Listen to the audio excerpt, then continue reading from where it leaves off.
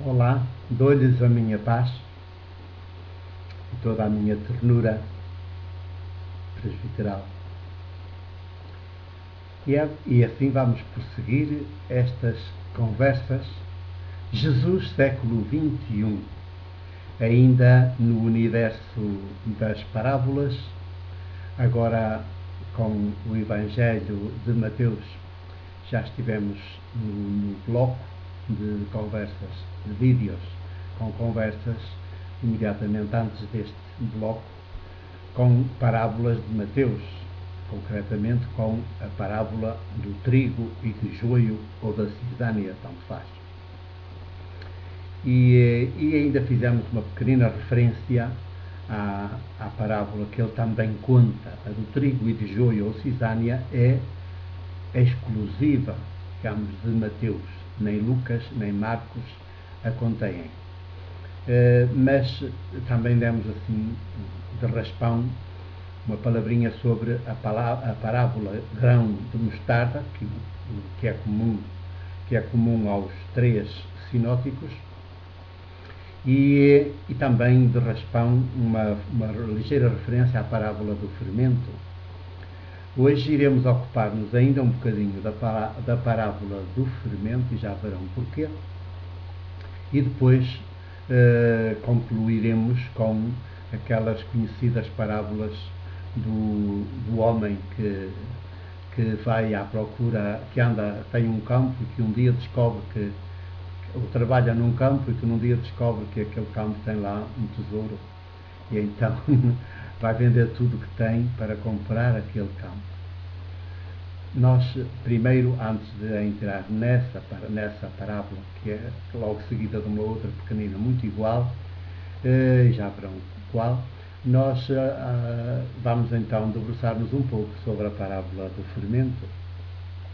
É porque nestas coisas do reinado de Deus, como já ficámos a perceber com as parábolas, e se calhar antes de Jesus entrar por esta via, por esta estratégia política de falar em parábolas diretamente para as multidões, já não para os dirigentes do judaísmo, mas para as multidões que era quase na totalidade constituída, ou eram constituídas por camponeses, a maior parte já só assalariada ou até desempregada, porque havia também os camponeses que já se tinham vendido aos grandes latifundiários que acumulavam terra sobre terra, leira sobre leira, e portanto para sobreviverem vendiam as terras e no fim já não tinham mais nada para vender, vendiam-se a si próprios, quase como aos contratados de hoje das multinacionais e das empresas grandes que andam também se fazem contratar, só que ali contratavam-se por 24 horas, pelo resto da vida, constituíam-se por isso em escravos, e como escravos de um dono, certamente esses camponeses já constituídos em escravos, com toda a sua família como escrava do dono da terra, do latifundiário, o dono do latifúndio, dificilmente andaria entre as multidões, ou dificilmente esses andariam entre as multidões que escutam Jesus, que acompanham Jesus de um lado para o outro, que estão absolutamente fascinadas com a sua forma de agir, com a sua forma de ser, com a sua forma de viver e com a sua forma de falar, inclusivamente com o projeto político que Jesus lhes está a anunciar e que é diametralmente oposto a tudo o que eles até então têm conhecido desde o início da sua existência como povo organizado, que o começou a ser sobretudo depois que se criou e que exigiram a Samuel um rei e se constituiu a casa real, a dinastia. Primeiro foi com Saúl, mas logo a seguir com David, e aí ficou a dinastia de David, logo seguido de Salomão, em Jerusalém, na casa real, portanto, de David e Salomão. Esse reino de David e Salomão foi sempre o grande calcanhar de Aquiles do judaísmo, ainda hoje é, mas eles, os judeus, nossos concidadãos, concidadãs, contemporâneos, ainda não se terão apercebido que é o grande calcanhar de Aquiles, porque como há uma rejeição da parte do judaísmo, não propriamente dos judeus, e também dos judeus enquanto se identificam com o judaísmo, pois há uma rejeição de Jesus e do seu projeto político maiêutico, que é diametralmente oposto ao que eles sonhavam e sonham erguer no mundo, erguer na história, e então também dificilmente reconhecem que é o seu grande calcanhar de Aquiles, o judaísmo. Como todos os ismos, para todos os povos, são o nosso grande calcanhar de Aquiles como povo, como povos. Porque os ismos pressupõem sempre uma ideologia,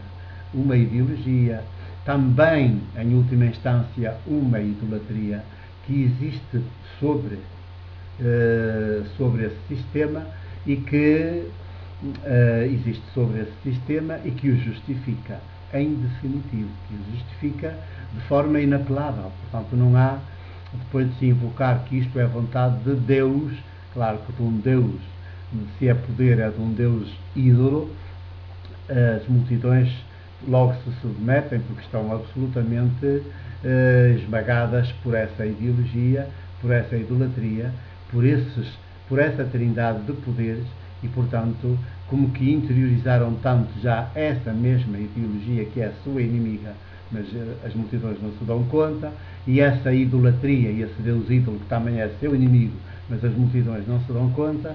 porque o interiorizaram tanto que então